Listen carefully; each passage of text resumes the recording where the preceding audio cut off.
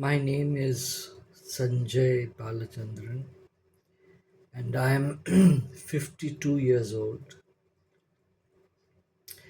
I reside in Kolkata, India,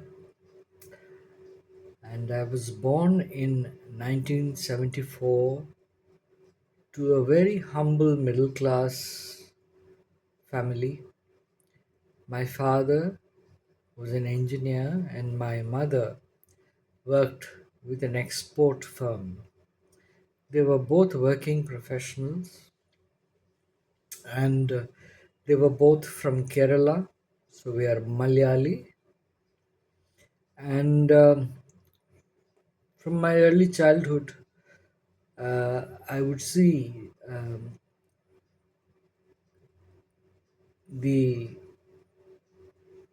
image of Lord Krishna as Guruvayurappan, the Lord of Guruvayur. Guruvayur is a place in Kerala. It's a place of pilgrimage, and it has the Guruvayur temple, which is a very ancient temple, and it is believed that the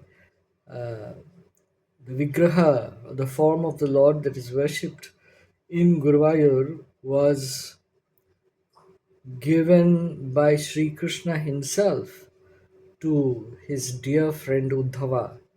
And when Dwaraka was getting drowned, when Dwaraka was being submerged, he gave it to Uddhava and he said that this is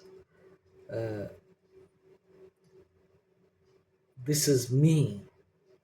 Take this. And travel down to South India. You will find Lord Shiva over there. Speak to him and ask him where you should establish this Vigraha or divine form. And so Uddhava traveled to South India. He reached Kerala and he saw Lord Shiva sitting in meditation over there. And he asked Lord Shiva where he should place this Vigraha or form of the Lord. And Lord Shiva said, I am going to move away. I will move aside at the place where I am sitting and meditating. In this very self same spot, you establish this deity here. And the temple was established over there by Guru and Vayu, with the help of Guru and Vayu. Guru means Brihaspati, the preceptor or the teacher of the divine beings, the Devas, and Vayu, the wind god. And so the temple where this wonderful form of Sri Krishna began to be worshipped was called Guruvayur temple, and Sri Krishna was called Guruvayurappan.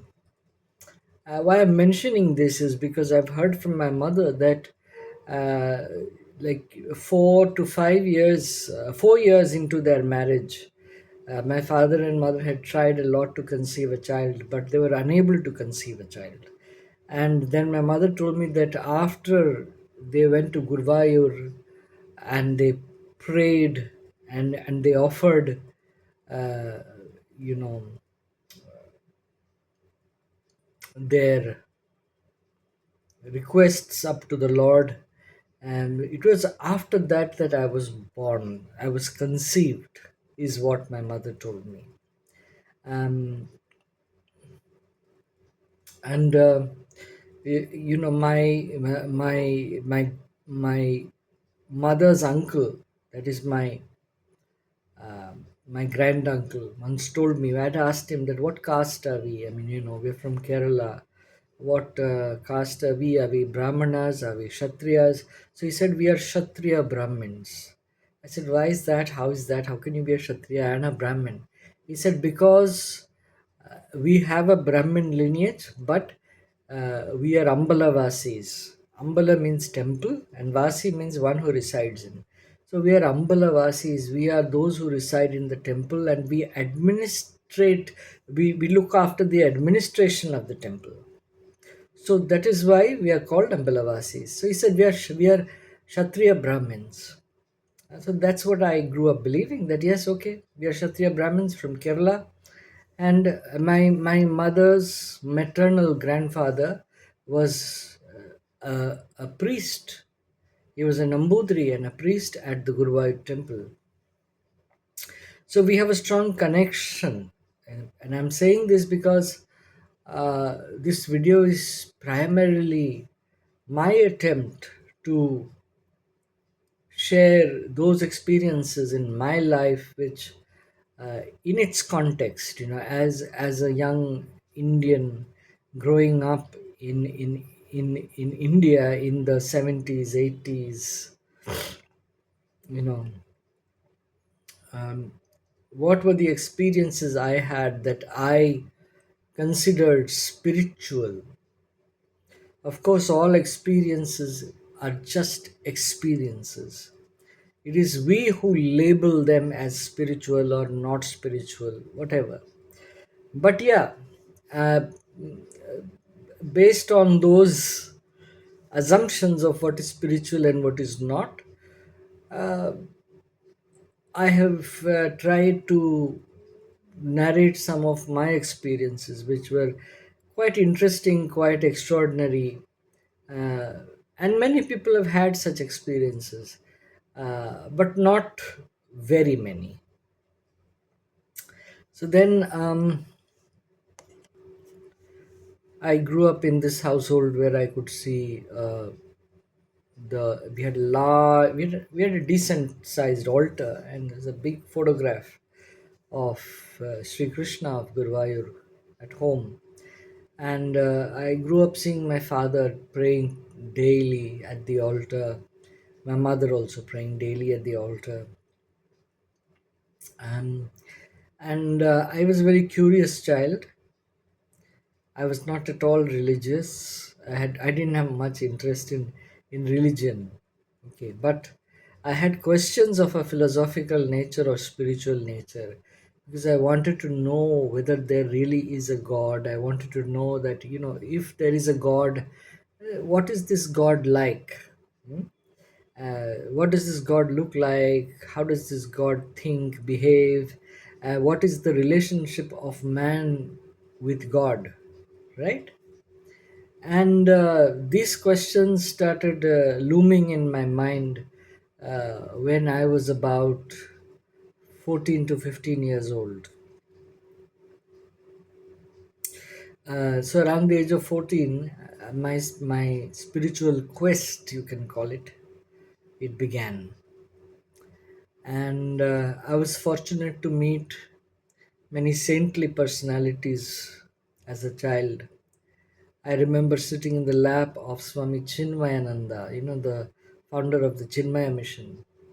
He was quite a sagacious person, and I remember he had conducted a series of talks in Kolkata called uh, The Art of Man Making, and it was based on the teachings of Krishna in the Bhagavad Gita.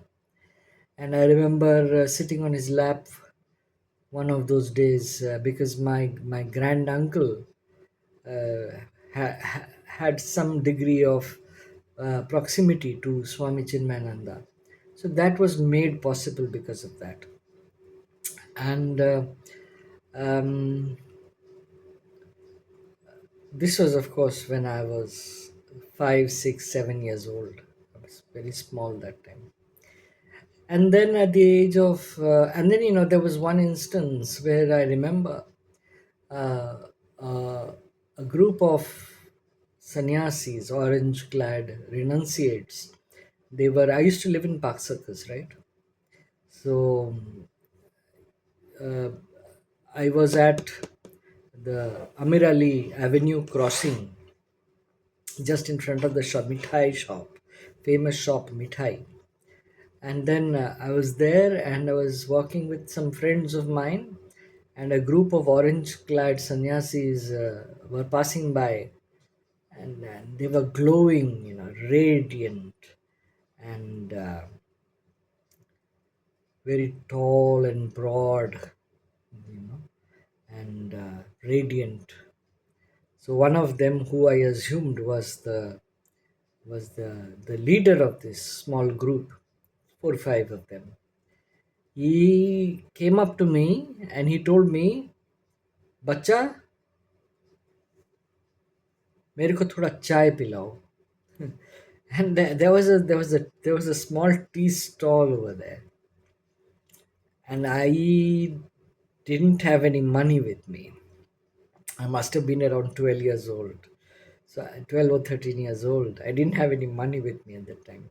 So I told the man at the tea stall, since he was familiar face, I told him that you please give this sadhu tea, I will pay you later. And the sadhu had the tea and he placed his hand on my head and he blessed me and he said, "बच्चा तू एक दिन हिमालय का बादशाह बनेगा."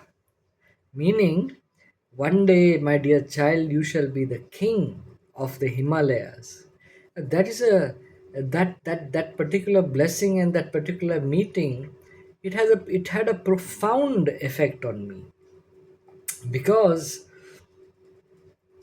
obviously I revered these holy men, and to receive a blessing of this kind at that age, it stoked my aspirations, you may say. Like, I was like, okay, I can become the king of the Himalayas. Who is the king of the Himalayas?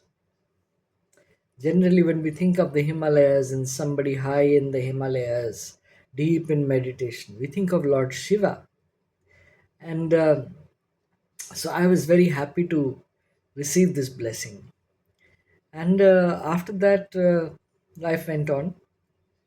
And when I was around 14 or 15 year, 14 to 15 years of age, you could say I went through a small existential crisis, and my questions about human existence and human suffering, and whether there is a way out of this suffering, and what is the divine, and can the divine be experienced, all these sort of questions, they came boiling up, and I remember that I started intensely seeking through prayer, because I had learned how to pray from my parents. They had taught me how to pray. So, and for me, prayer was just a conversation with the divine. If it was Gurvarappan, it was a conversation with Gurvarappan, but sometimes it was just a conversation with someone who is there, my creator, my maker, the source of me, and the source of all heaven and earth and the whole universe. So, God, I used to pray to God and I would say, "God, please reveal yourself to me. Please show me the right direction so that I can find you. There's so much suffering in this world, and it would be so wonderful if this suffering could be ended." And around that time, I remember I was visiting the Kolkata Book Fair. I was 15, and I had gone to visit the Kolkata Book Fair. And over there, I met uh, a sadhu, a foreigner who had taken up saffron robes and a monastic life in India. And his name was Krishna Das.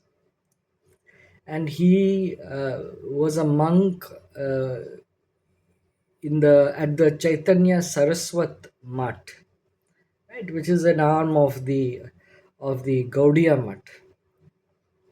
And he gave me a copy of the Bhagavad Gita. And he said that, you have so many questions. We were talking. So he said, "You have so many questions. Why don't you read this?" So I thanked him and he didn't charge me any money for the Bhagavad Gita. I was very happy. I took the Bhagavad Gita, I started reading, and During that very same book fair, when I went inside and I came across a stall which had been set up by the International Society for Krishna Consciousness, and there I met a wonderful Italian devotee whose name is Goranga Das, and I remember him so fondly. He was very tall and slim and fair, and had a lovely smile and a very warm uh, way of interacting. So Gauranga Das uh, quickly befriended me, and then he invited me to visit the Calcutta temple. And then I used to go sometimes to the temple. At least twice a week, I used to go, make the time, and I used to go with my father. And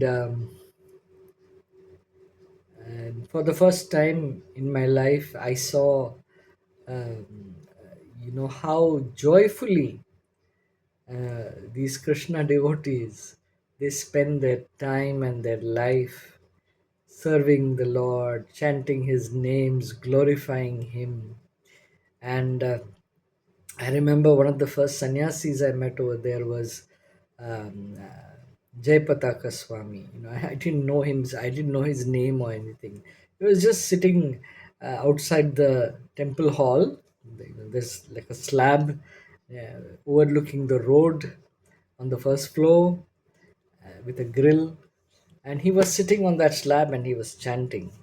And my father and I, I was just sitting next to him, and we were observing him, and he seemed completely lost, completely internalized. And I thought, wow, he looks so serene and calm and immersed in whatever he's chanting. And then that was one of the first people I met. And thereafter, I went on to meet a number of sannyasis uh, of the order. In 1991 or so, I had decided that I was overcome with this love of Krishna. And somehow, the reading the Bhagavad Gita, I felt, oh my God, I've got all the answers to all my questions are here. At that time, that is how I felt. And then I had this overwhelming urge. I just finished my class 11 exams, and I had an overwhelming urge to leave everything and just, you know, immerse myself in devotional service and in the life of a monastic. And I used to study in a Catholic school. I used to study in Don Bosco School, Park Circus. And so the priest who was the rector at that time, Father Thomas Pulikal, it was a strange, you know, coincidence. I mean, because it was a strange, the way things came together. They say now that sometimes, when God wants something, it is as though the whole universe conspires to make it happen, right? And so uh, my parents, I said I want to go away to Mayapur, and my parents agreed. And Father Pulikal, when I told him about this, he was like, if God is calling you, who am I to stop you? And he took me to the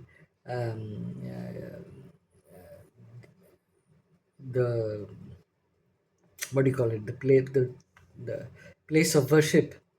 And he took me there, and he prayed for me and he blessed me in the typical Catholic style, and he wished me well.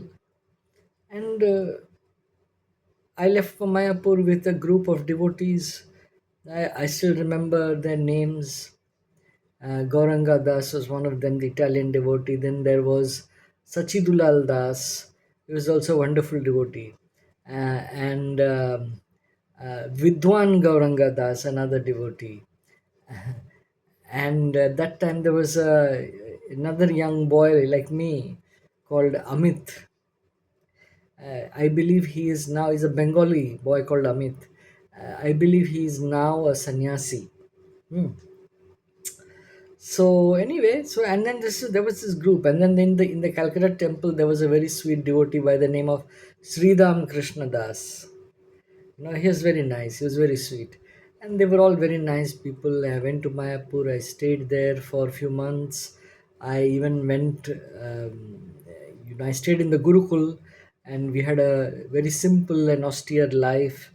We would wake up at 3:30 in the morning, and and take a quick dip in the pond, and then after that, put on our tilak, dwadashanga tilak, in the 12 parts of the body, and then we would prepare ourselves for the mangalarti, or the morning service, or the morning worship, and we would go to the temple, and we would see uh, the real giants of this organization, the giants of this organization, I tell you, great senior devotees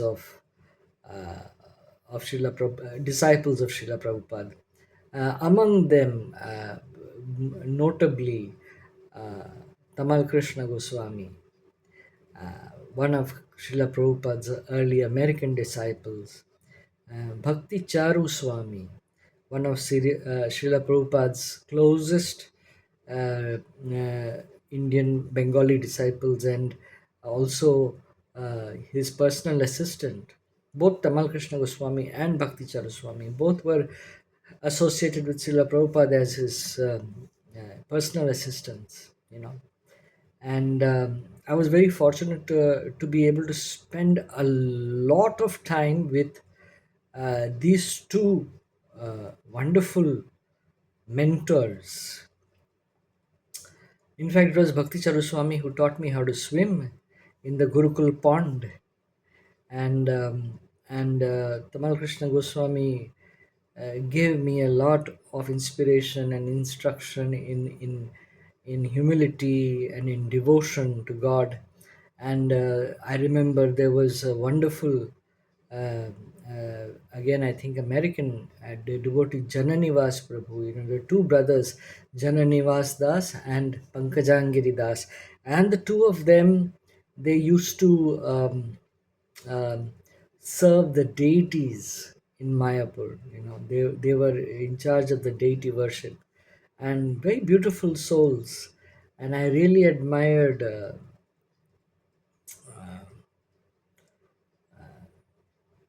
Jananivas Prabhu. And for some time, he was very gracious because he used to allow me to enter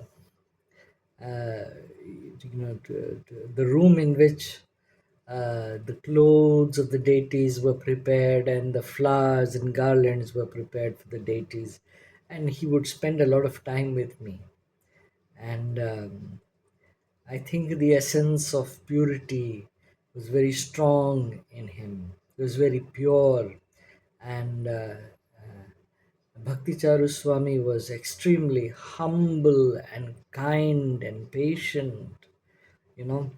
And it was my desire at that time to accept Bhakti Charu Swami as my spiritual preceptor, my guru, and so I was staying with him and serving him. And I remember I had some very ecstatic moments. I mean, there were moments which I would chant a lot, and I would be very absorbed in the nectar of the holy name of God. And at that time, I could experience such ecstasy and such bliss. My hairs would stand on end, and tears would stream from my eyes, and I just kept at it. It was beautiful. I just didn't want it. I didn't want anything else. But then, um, As with all things in this world, God had other plans. And so my parents would come often and they would say that, my father would come, not my mother. And my father would come and say that, Sanju, your mother is missing you. Why don't you come back home? Eventually, Bhakti Charuswami, I mean, at that time he had foreseen that there there would be some kind of internal conflict within the organization also. And it was a and he knew that I was a student, and that and, I mean, in that if and I had left my studies and I had come to be a full time devotee. So he told me, he said, Sanjay, you go back, you complete your studies, because once you complete your studies, you will actually be able to serve the Lord better when you have the degrees of the world behind you. The people of the world will respect you more, they will listen to you more, they will follow your instructions. So, fine, I came back and I went back to my studies and I finished class 12 and finished my college. So, when I was in college, I remember, see, I had grown up studying in a Catholic school, right? So, I mean, we were, every day we used to do the Lord's Prayer, which is the prayer which was taught by Jesus. And I had quite an admiration for the teachings of Jesus. I had read the Bible very thoroughly, and I really, really admired the person Jesus. And one day I was walking through Park Circus Maidan, the place where we used to play, playground where we used to all play over there, and play cricket and other things over there. I was walking through that, I found a piece of wood lying there, just say, you know, I mean, something like this, a piece of wood with one branch like this, thicker branch coming this way, one branch this way, and a stump over here. I just picked it up. I don't know why. Because I used to love doing, things with my hands. I used to love making different things. So woodwork was something I was interested in. So I just picked it up. I brought it home, and I was in the Boy Scouts, so I had a knife. So I nicely shaved away all the wood and all the bark and everything, made the surface smooth. And once the surface was smooth, once the surface was smooth, I remember asking my father to bring varnish, and then I applied the varnish to the wood, to give it a polished finish.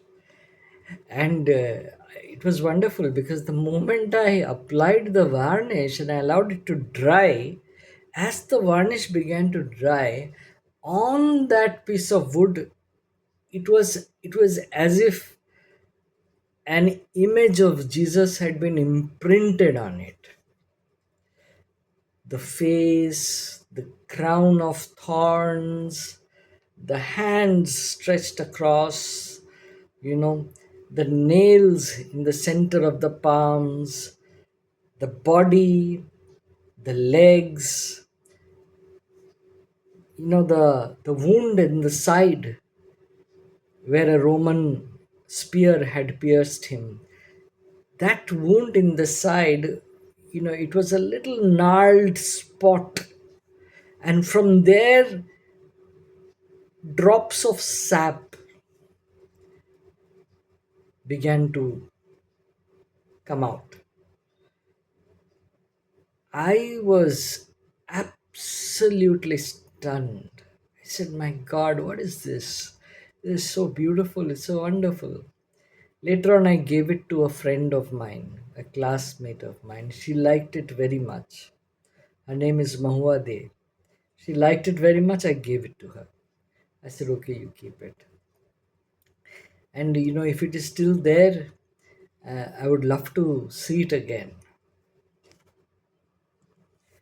Shortly before all this had happened, this was maybe 90, 94, 90, 93, 94 that this incident happened. But the very first miraculous incident, it was a real miracle that happened. That was in 1989. Um, I remember I had gone with my friends. We had been taken on an for a retreat to a place called Dhyana Ashram. Dhyana Ashram is a Catholic retreat center in Diamond Harbour, and we went over there. And in the evening, the children, the boys were all having fun in the dormitory, making jokes, pulling each other's legs.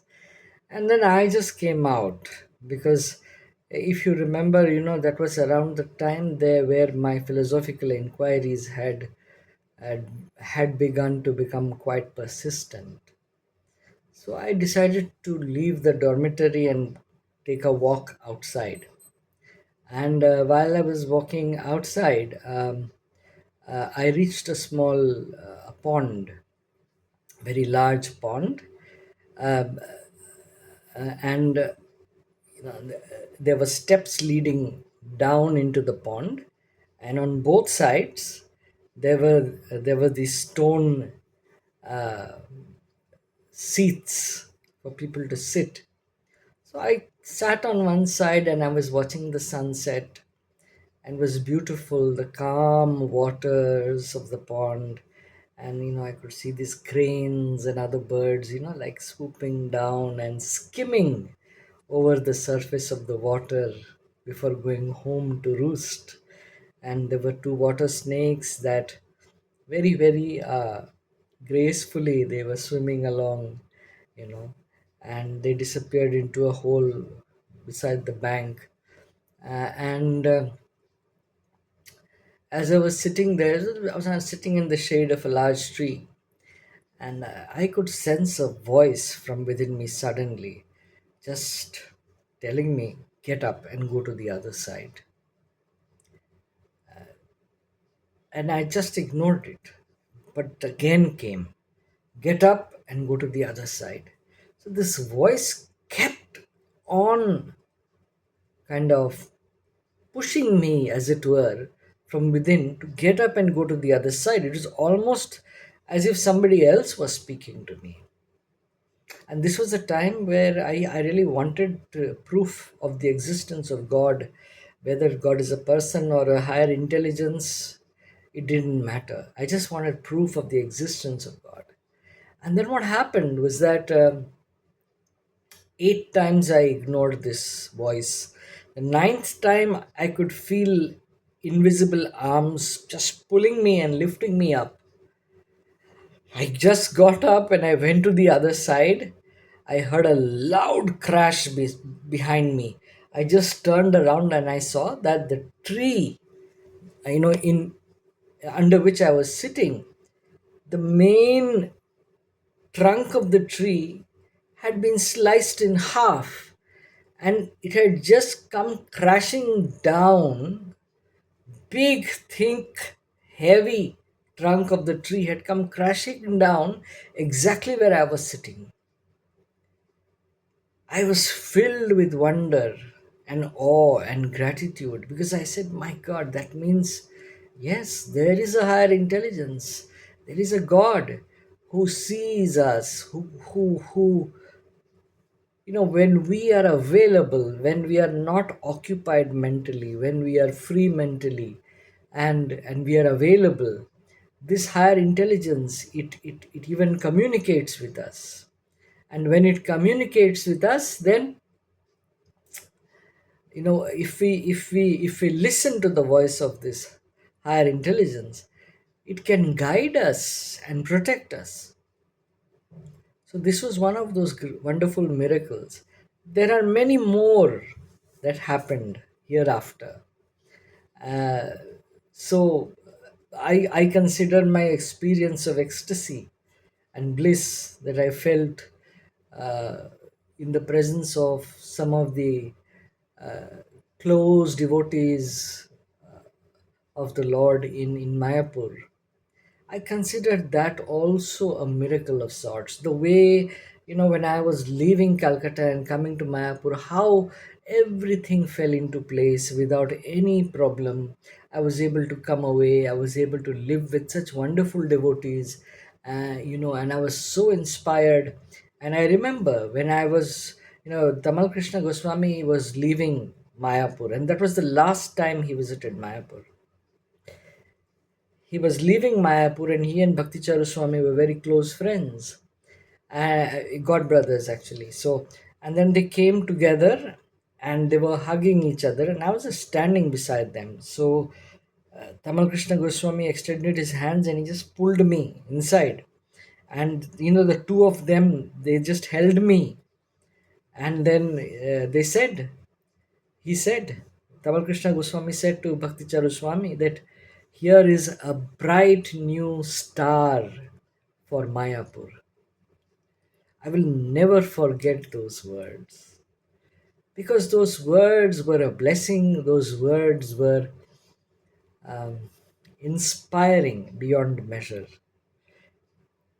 It was almost as though God Himself had accepted my devotional cries and had pulled me close, and through His messenger had conveyed this message to me. So, I mean, for me, even that is a miracle. And so many wonderful things that I have experienced. When you get up early in the morning, 3:45 in the morning, and you get up, and before the sun rises, you're already chanting the names of the Lord, and you can see the moon in the sky. And I would sometimes see Jananivas Prabhu. He'd be outside the main temple plucking flowers for the garland or for offering to the Lord. And it was a very ecstatic. These sights were beautiful because there was such purity, and there was such a fantastic energy about the whole thing. A very peaceful aura, a very calm and blessed aura. And so, yes, I mean, these were beautiful experiences. I'll talk about the other experiences in the next video because this video is already almost 40 minutes long. And there are many, many more experiences and quite wonderful ones that will follow. But this much for today. Thank you. Stay well.